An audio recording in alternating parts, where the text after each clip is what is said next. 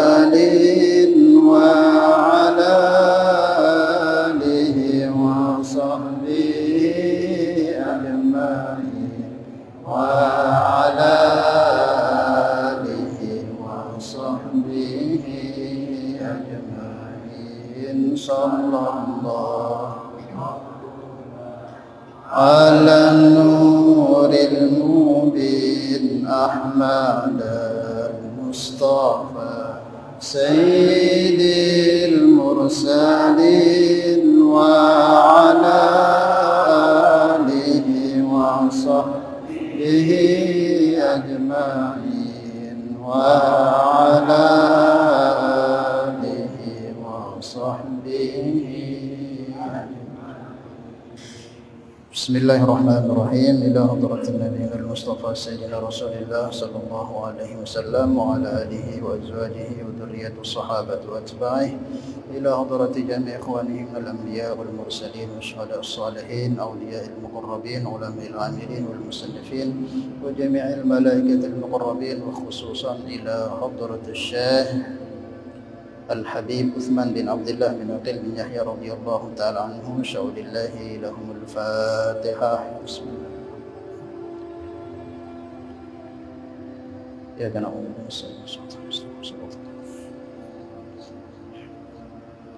Alhamdulillah, kita lanjutkan kajian kita, kajian akidah sifat 20 yang sekarang ini sudah kita mulai masuk ke pembahasan mengenai sifat-sifat yang wajib kita yakini dan kita imani bagi para nabi dan para rasul, bagi para utusan-utusan Allah Subhanahu wa taala.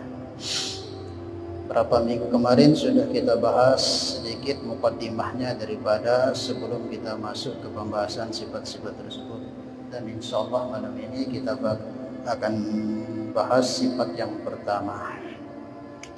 Yang baca dulu bismillahirrahmanirrahim. Nawaila ta'alama wa ta'lim tadakkur wa tadhkir naf'a wa intifa' fa'ala istifada wa hatha 'ala tamassuki bi kitabillah wa sunnatan nabiyhi wa dilalata ila al-khair wa du'a ila al-huda ibtigha'a mardatihi thawabihi wa qurbihi amin. Qala al-mu'allif rahimahullah ta'ala alayhi wa nafa'ana Allah bihi wa bi 'ulumihi fid dunya wal akhirah. Sidq artinya benar, mustahil kidhab, bohong artinya dusta. Jadi kita sebagai seorang mukmin yang mukallaf wajib kita mengimani bahwa Allah telah mengutus para utusan dengan banyak dalil daripada Al-Quran. Banyak sekali disebutkan dalil dalam Al-Quran likulli qaumin had, termasuk diantaranya setiap kaum itu Allah kirim kepada mereka tukang-tukang pembawa hidayah. Tukang-tukang yang para utusan. Demikian Allah Subhanahu wa taala, dan para utusan tersebut diberikan ciri-ciri atau tanda-tanda yang mana itu perlu kita ketahui. Terkhusus zaman sekarang ini banyak sekali orang-orang yang mengaku dirinya sebagai utusan, sebagai nabi. Maka supaya kita tidak mudah terbawa, tertipu dengan mereka-mereka itu, maka perlu kita kenali sifat-sifat para utusan itu. Jika benar itu ada sifat-sifat tersebut, mungkin bisa dipastikan ya. Tapi jika tidak ada ya tidak.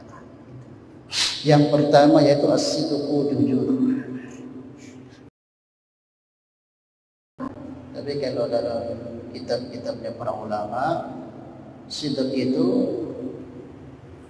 muwafaqatul khabar lil waqi'. Cocoknya kabar-kabar yang disampaikan itu dengan kenyataan.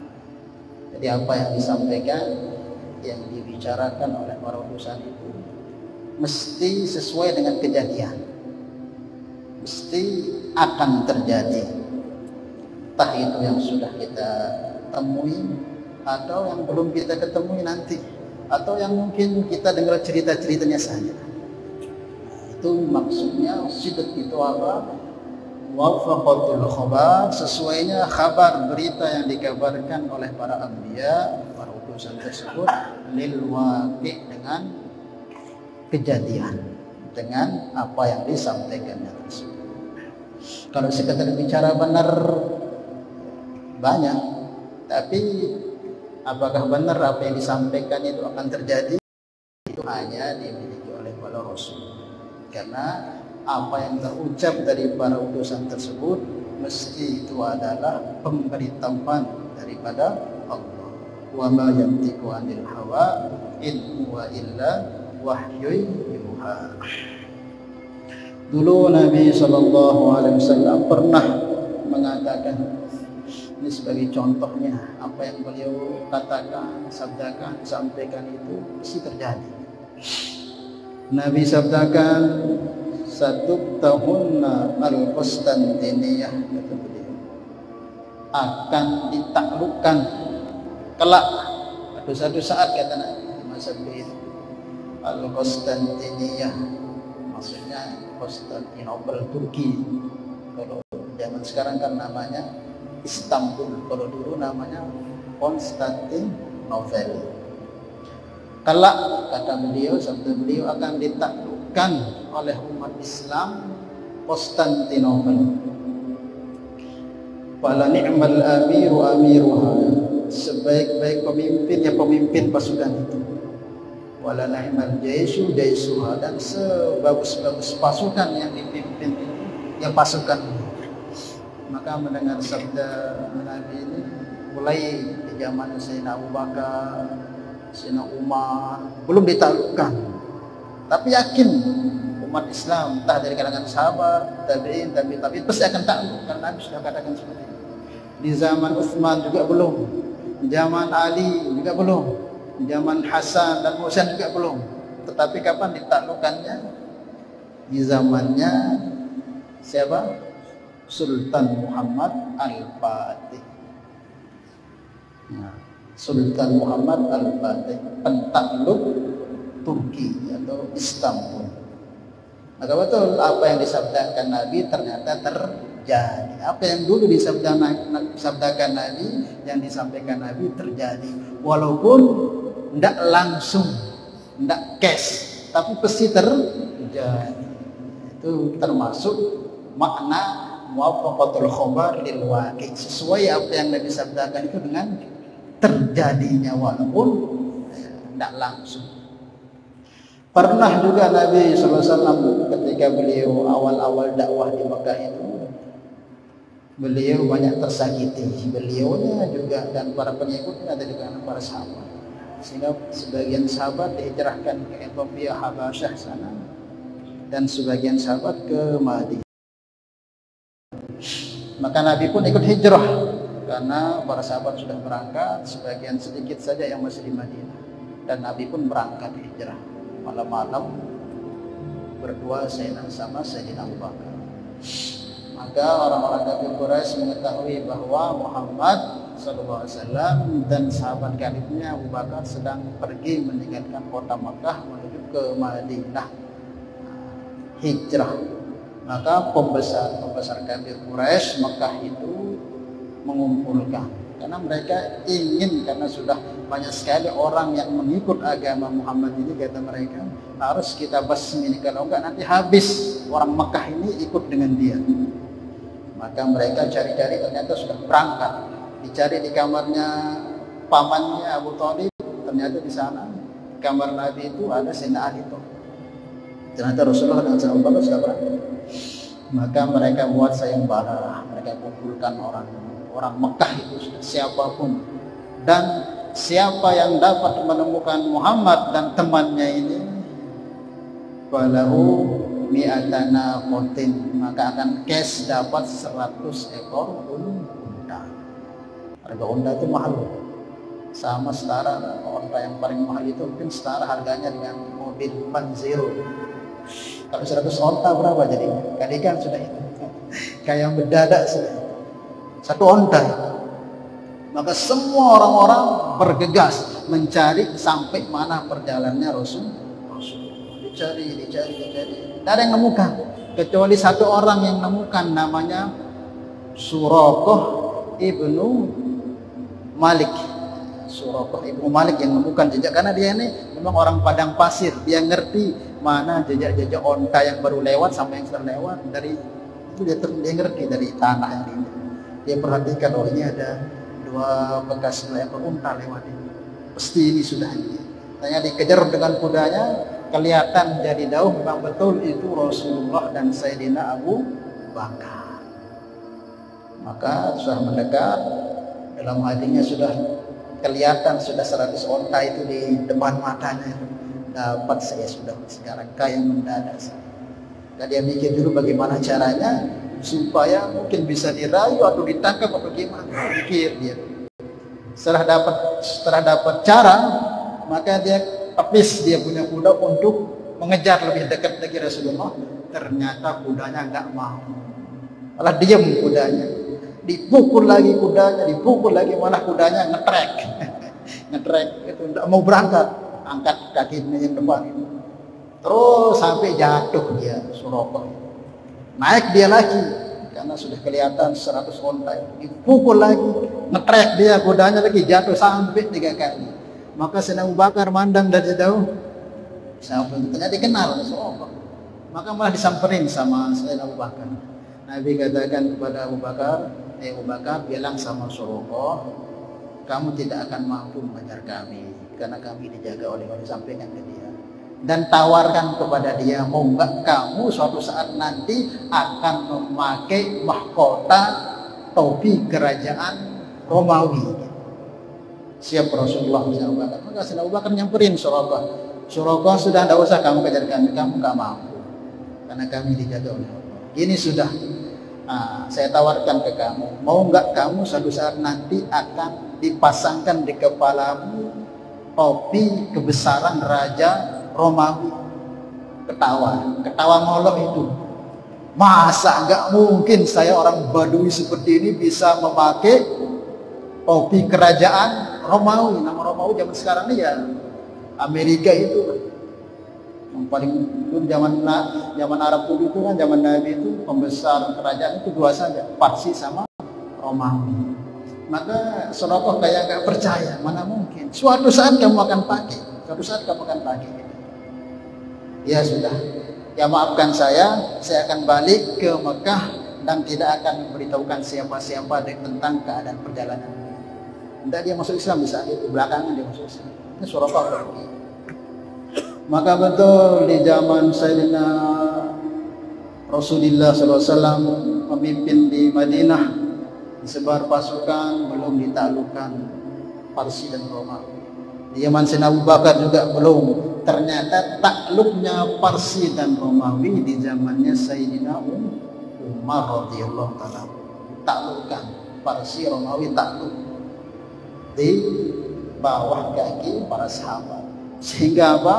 Semua harta benda milik 2 raja itu dibawa ke Madinah, semua tanpa terkecuali, sampai mahkota, kursi, emas, semua dibawa. Ini ajibnya Sayyidina Abu Bakar ini, Masya Allah. Di saat para sahabat itu, memang Abu Bakar keras, tapi hatinya lembut Sayyidina Abu Bakar.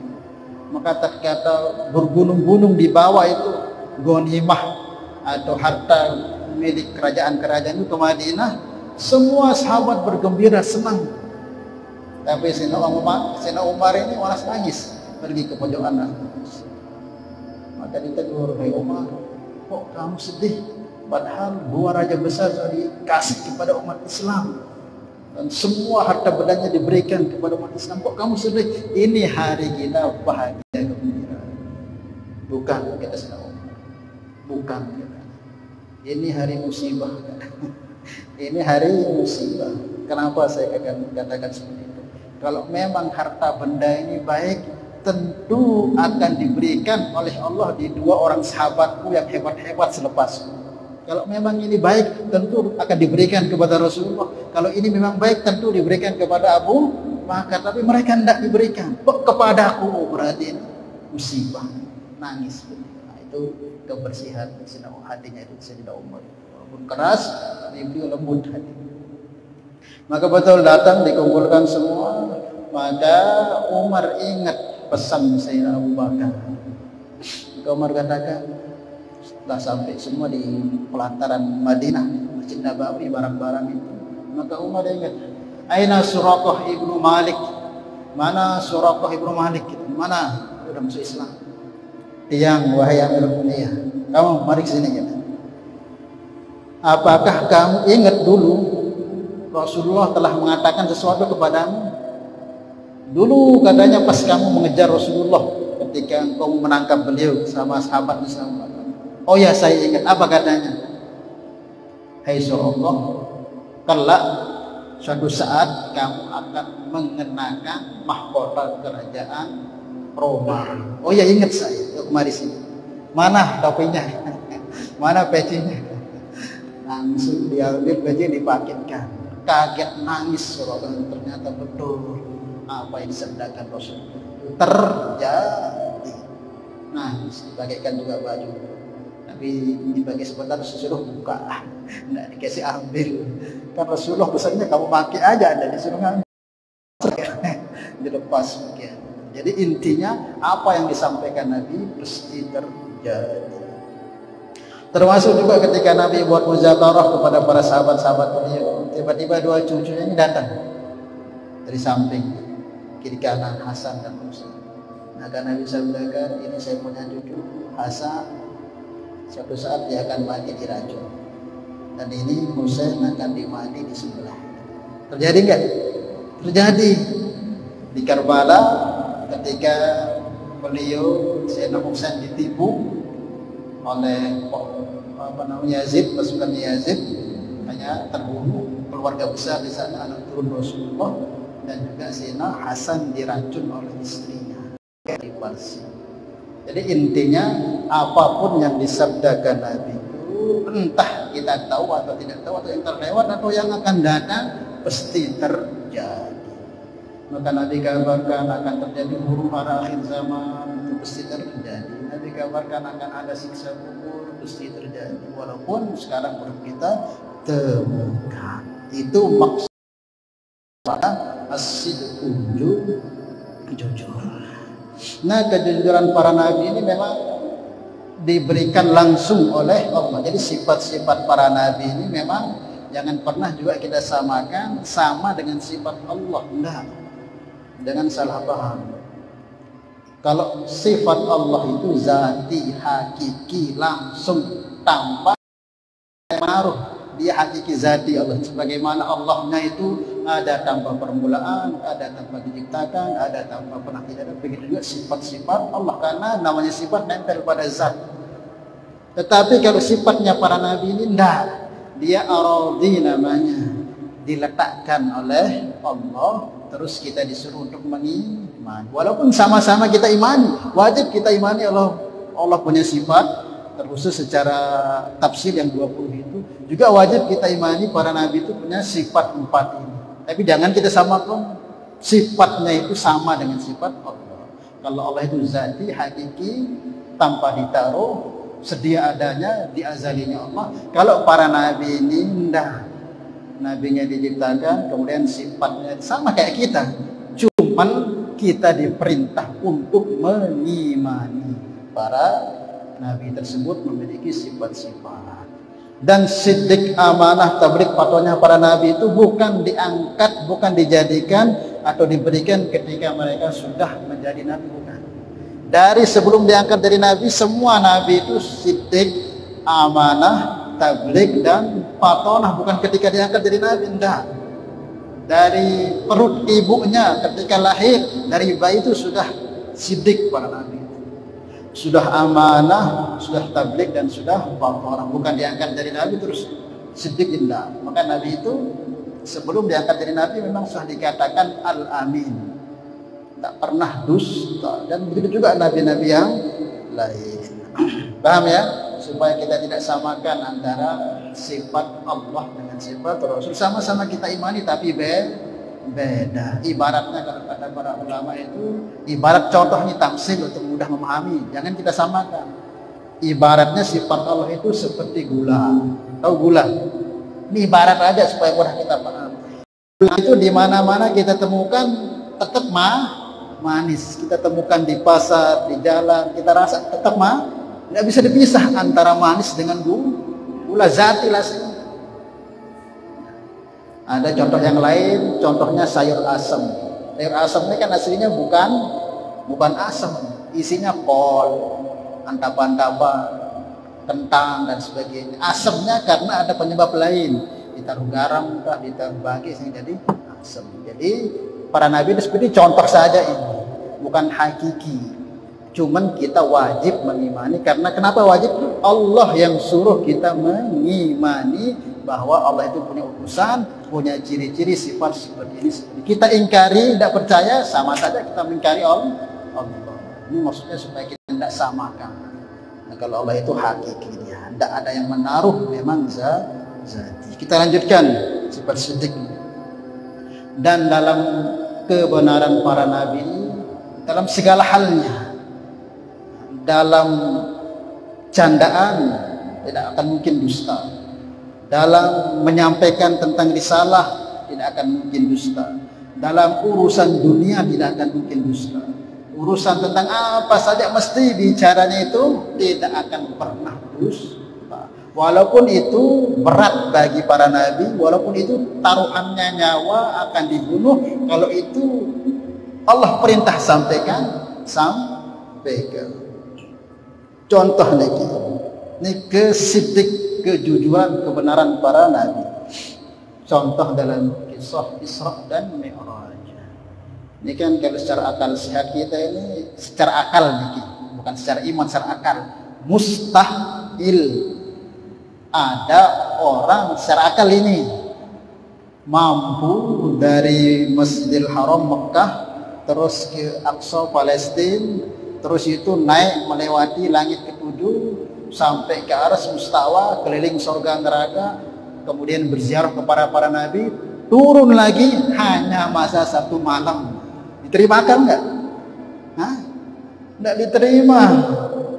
Perjalanan biasa saja dari Mekah ke Palestina itu, kalau orang-orang dahulu di zamannya Abu Sufyan, zamannya orang itu pedagang-pedagang dahulu itu, paman nabi juga pernah berniaga ke Palestina itu, minimal perjalanan kalau pakai onta paling cepat dari Mekah ke Palestina itu 40 hari, bolak-balik 80 hari. Oh, ini Rasulullah bukan bolak-balik, naik ke langit, lewati langit ketujuh lagi. Jarak antara langit pertama dan kedua itu nggak bisa dibayangkan berapa juta tahun perjalanan. Tapi Nabi hanya tempuh 1 malam. Sebagian bukan 1 malam, setengah malam. Bahkan ada sekali mengatakan sangat-sangat cepat. Dalam syair disebutkan, "Tsumma arudduhu minal arsy qabla an yabudal farsh," katanya.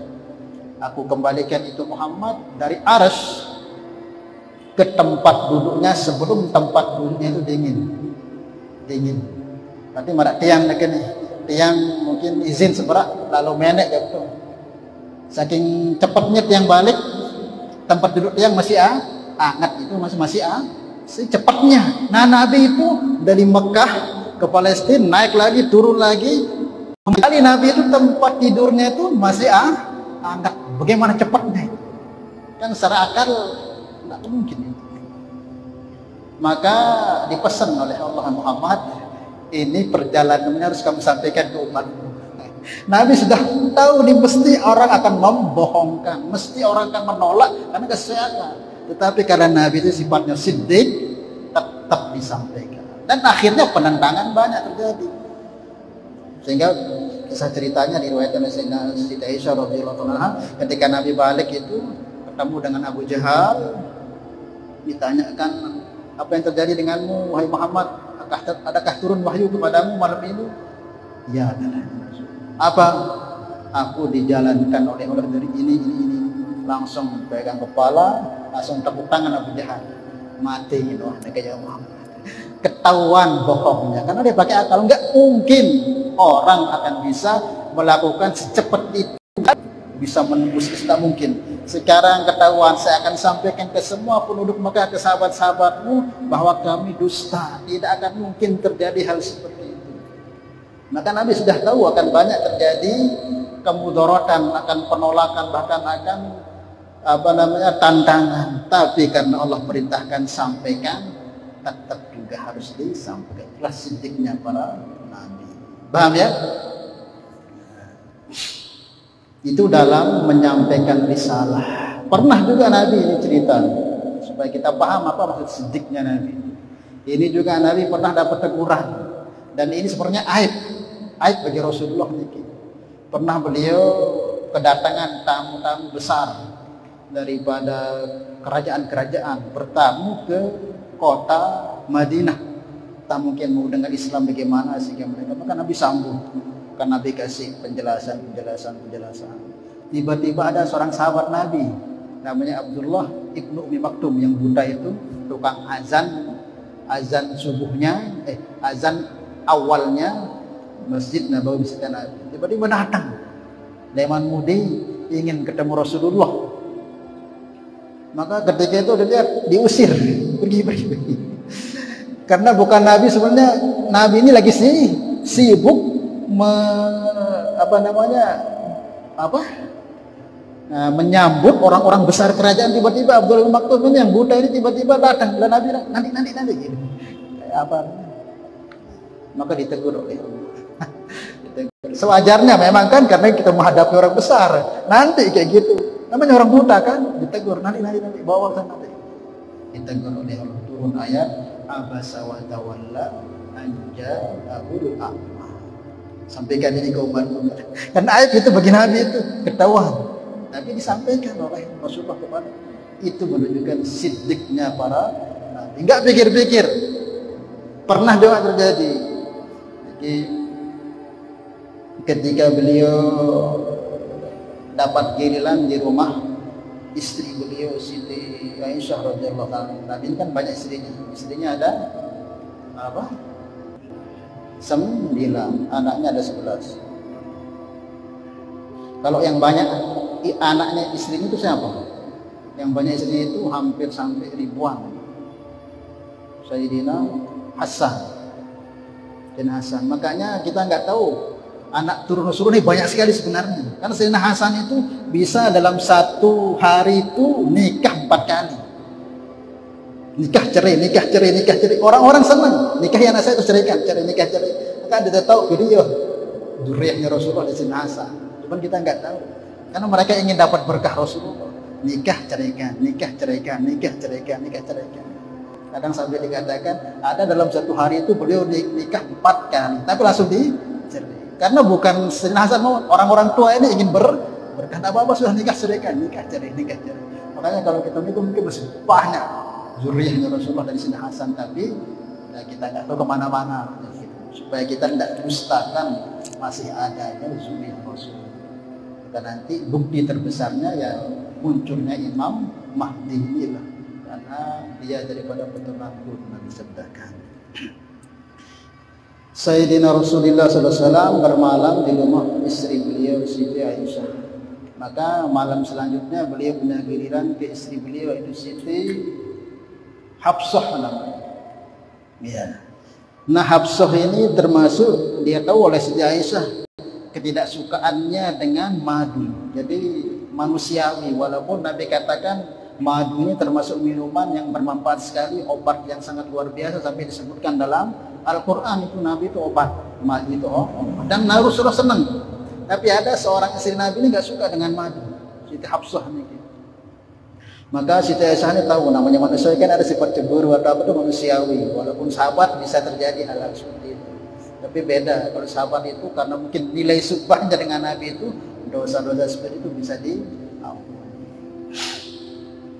Maka Siti Aisyah tahu bahwa hari ini pagi ini mesti Rasulullah akan berangkat ke giliran istrinya yang selanjutnya itu Siti Hafsah. Dan dia tahu Siti Aisyah ini Hafsah ini nggak suka, sangat nggak suka kok. Maka betul ketika Nabi hendak berangkat, beliau cium pipi istrinya dan dikasih minuman. Hai suamiku, kau minum madu. Maka diminum oleh Rasulullah. Madu. Sallallahu alaihi wasallam. Maka betul setelah diminum, Nabi berangkatlah ke rumah istri selanjutnya. Maka sampai sana, Nabi assalamualaikum disambut istrinya, langsung dipeluk dan dicium pipinya. Damah mungkin, hanya makan-makan. Apa ini wahai kekasihku Muhammad? Madu. Langsung unggat. Aku nggak suka madu. Aku nggak suka madu. Siapa yang kasih minum madu ini? Marah istrinya Rasulullah. Rasulullah makanya. Nah, Rasulullah juga pernah dimarahi sama istrinya, apalagi kita. Jangan kita marah-marah terus sendiri tempeleng. Nah, dia aja pernah, walaupun tapi boleh sama. Saya tadi dikasih minum sama Aisyah madu. Aku ini nggak suka madu ya Rasulullah. Jangan lagi sudah minum seperti itu. Ini Nabi hebatnya Rasulullah itu. Kalau sudah istrinya nggak suka, langsung Nabi katakan, mulai saat ini aku bersumpah tidak akan minum madu lagi sampai mati. Saking menghargai istrinya. Kami sedikit itu kan deh. Senindak tadi teman rokok, tapi tetap doa. Nabi deh, ketika istrinya nggak suka langsung Nabi tinggalkan. Itu menghargainya Rasulullah dengan apapun yang nggak disukai sama istrinya langsung Nabi tinggalkan. Dan madu halal, dijelas dalam Al-Quran obat. Tapi karena menghargai istrinya, Nabi katakan mulai saat ini bersumpah tidak akan minum madu, berjanji tidak akan minum madu. Turun ayat Al-Quran. Ya ayuhan Nabi, la tuharrim ma ahallallahu lak tabtagi mardhat azwajik. Hai kekasihku Rasul Muhammad, la tuharrimu ma ahallallahu lak. Jangan kamu haramkan sesuatu yang aku halalkan, kata Allah. Tabtagi mardhat azwajik, karena ingin meridhoi istrimu. Jangan gara-gara untuk supaya istrimu enggak marah kamu halalkan yang haram. Kamu halalkan, kamu haramkan halal. Madu itu aku halalkan, kata Allah. Sampaikan ini ke umat. Dan itu aib itu. Sampaikan. Karena Nabi sifatnya siddiq ya disampaikan juga. Turun ayat seperti ini. Kan itu aib. Ketahuan aibnya Rasulullah. Nah, itu juga bagian daripada siddiqnya para nabi. Pernah juga ini terakhir mungkin dalam candaan. Dalam candaan juga Nabi itu tidak akan dusta. Makanya dicap ketika lahir itu langsung tidak akan pernah dusta. Semua para nabi tidak akan pernah dusta. Dicap langsung itu. Dusta itu nggak bisa karena maksum dijaga. Namun itu kan kalau kita ini semua mahfuz. Para wali ini semua mahfuz derajatnya. Kalau selain para nabi itu sebagaimanapun soleh taat takwanya pasti pernah jatuh ke maksiat karena nggak ada titel maksum. Siapapun walaupun tinggi walinya kayak apapun, hatta sahabat pun dia namanya kesalahan pasti pernah terjadi karena kita nggak ada jaminan. Yang ada jaminan dijaga itu hanya para nabi. Cuman maksiatnya beda-beda. Suatu ketika Rasulullah SAW kedatangan tamu tua, perempuan tua datang bertamu ke Rasulullah. Waktu itu Rasulullah lagi sholat. Maka ini perempuan ketuk assalamualaikum, assalamualaikum. Waktu itu di Masjid Nabawi di rumah Siti Aisyah. Ketuk pintu. Waalaikumsalam, kata Siti Aisyah. Hai nenek tua, gerangan apa engkau datang kemari? Maka orang tua katakan, wahai mukminin, wahai istri Rasulullah, ibunya orang-orang mukmin, aku ini mau ketemu Rasulullah. Untuk apa? Aku ini sudah tua, amalku ini sudah lemah, badanku, wiridku sudah mulai kurang. Aku takut nanti aku enggak bisa masuk surga karena kurangnya amal. Aku minta berjumpa dengan Rasulullah sekarang. Karena tahu umurku sudah dekat, aku akan mati. Oh ya, bentar, tunggu Rasulullah mati sholat. Maka Rasulullah selesaikan sholatnya, datang Siti Aisyah, sampaikan, ya suamiku ada orang nunggu di luar, nenek-nenek. Bukan Nabi sampai, iya ada apa?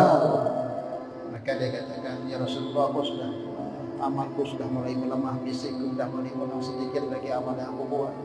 Aku mohon minta didoakan supaya aku bisa masuk surga bersama engkau. Maka Rasulullah katakan, kalau tua-tua kayak seperti ini tidak akan masuk surga. Kaget perempuan ini, kaget betul, nangis. Tua-tua seperti ini tidak akan masuk surga. Nabi pergi. Dia semperin Siti Aisyah ini sama perempuan, nangis. Kenapa kamu nangis? Ya Rasulullah katakan aku tidak akan masuk surga. Masa? Mungkin salah dengar. Iya saya dengar. Maka Siti Aisyah kembali ke Rasulullah. Rasulullah dia menangis, ini sangat nangisnya katanya dia akan masuk surga. Siapa bilang? Salah paham kayaknya datang Rasulullah. Kenapa engkau menangis wahai nenek tua? Kau katakan aku tidak akan masuk surga. Bukan, maksudnya orang-orang tua yang kayak seperti ini tidak akan ada masuk surga. Nggak ada orang tua maksudnya di surga itu. Di surga itu semuanya muda. Umur orang di surga itu 33 tahun. Gantengnya seperti Nabi Yusuf, kuatnya seperti Nabi Musa, tingginya seperti Nabi Adam, suaranya seperti Nabi Daud, akhlaknya seperti Rasulullah SAW. Maksudnya saya bilang nggak ada orang tua kayak begini di surga. Engkau tetap masuk surga, cuman dirubah engkau akan jadi muda, maksudnya gitu. Tetap engkau ini masuk surga. Oh, gak ada. Itu bohong nggak Rasulullah? Bohong nggak? Hah? Enggak, kenyataan enggak ada perempuan kayak gitu di surga kan? Enggak ada. Cuma akan jadi muda. Tetap masuk surga engkau, cuman dirubah menjadi muda. Canda kelihatannya tapi bener. Makanya candanya aja itu enggak dusta. Beda dengan kita. Ingin orang ketawa kita buat lekang, buat preh. Hati-hati. Kita banyak orang itu yang satu ucapan yang dia buat padahal itu cuma bohong aja. Ingin orang ketawa, ternyata tidak disadari itu menyebabkan dia masuk neraka sedalam-dalamnya. Ada orang mengucapkan satu kalimat kebaikan tanpa dia sadari ternyata itu yang mengangkat derajat dia di surga setinggi-tingginya. Maka kita hati-hati dengan ucapan, jangan sembarang kita mengucapkan hal-hal yang mungkin itu menjadi sebab semua dosa, semua kebaikan-kebaikan kita hangus, akan menjadi sebab kita terjungkan ke neraka. Paham maksudnya ya? Ini diantara contoh-contoh sifat siddiqnya, dan masih banyak lagi contoh. Jadi intinya ya para nabi itu semua sifatnya adalah siddiq. Siddiqnya dari mana? Dari mulai di perut orang tua. Terus bagaimana dengan Nabi Ibrahim dulu yang mengatakan dia ini berhala yang memecahkan berhala yang kecil? Itu bukan bohong. Bukan bohong. Maksudnya itu tauriah, diajak mereka supaya dibuka mikir otaknya. Kamu kok menyembah Tuhan yang nggak bisa bergerak? Intinya seperti panjang ceritanya itu. Itu bukan bohong. Karena itu mau buka. Jadi Nabi itu nggak akan pernah dusta. Nggak akan pernah dusta, namanya maksum, dijaga langsung oleh Allah Subhanahu wa Ta'ala. Ketika Nabi Ibrahim ditanya, siapa yang membunuh, siapa yang menghancurkan berhala ini, maka bal fa'alahu kabir, ditunjuk memang itu. Maksudnya itu dibuka pemikirannya supaya tahu bahwa berhala ini memang bisa buat apa-apa. Terus kenapa kalian sembah? Wallahu a'lam bishawab. Mungkin ada yang bertanyakan, insyaallah.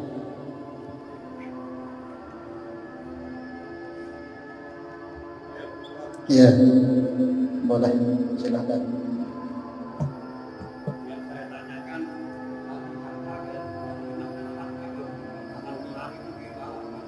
Ya. Harta yang paling halal itu harta ghanimah. Itu disebutkan dalam Al-Quran. Harta yang paling halal harta ghanimah. Cuman kita nggak boleh ngambil langsung. Harus dibagi dulu oleh pemerintahannya, oleh amirnya, oleh presidennya, pemimpinnya, baru diambil. Malah ada ceritanya itu orang berjihad, saking hebatnya jihadnya, semua sahabat katakan, oh ini ahli surga. Tapi Nabi sendiri katakan enggak, dia ahli neraka. Padahal dia sungguh-sungguh perang sampai syahid. Semua sahabat katakan, wah hebat dia di surga, wah langsung los. Nabi sabdakan enggak.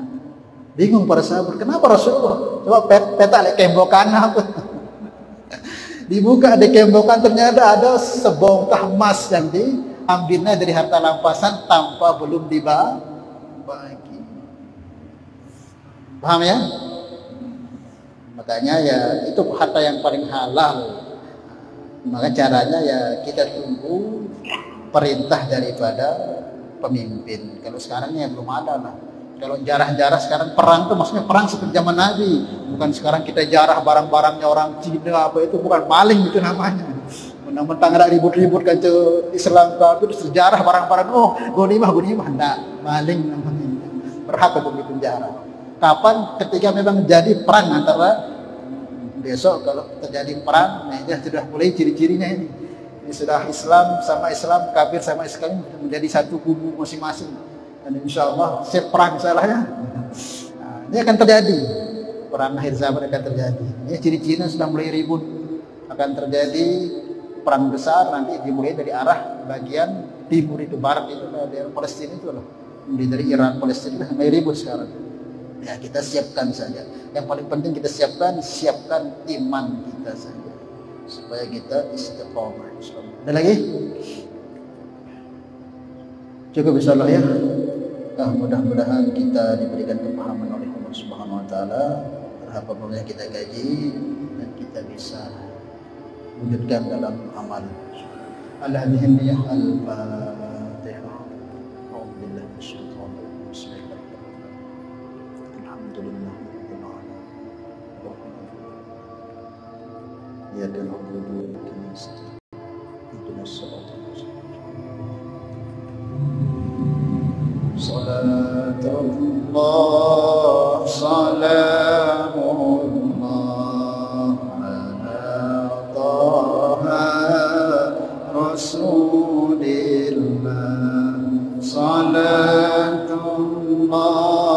salamullah ala yasin habibillah. Tawassalna bismillah wa bil hadi rasulillah wa kulli mujahidin lillah bi ahlil badri ya Allah. Subhanallah wa bihamdihi subhanallah wa bihamdika asyhadu an la ilaha illa anta astaghfiruka wa atubu ilaik. Assalamualaikum warahmatullahi wabarakatuh.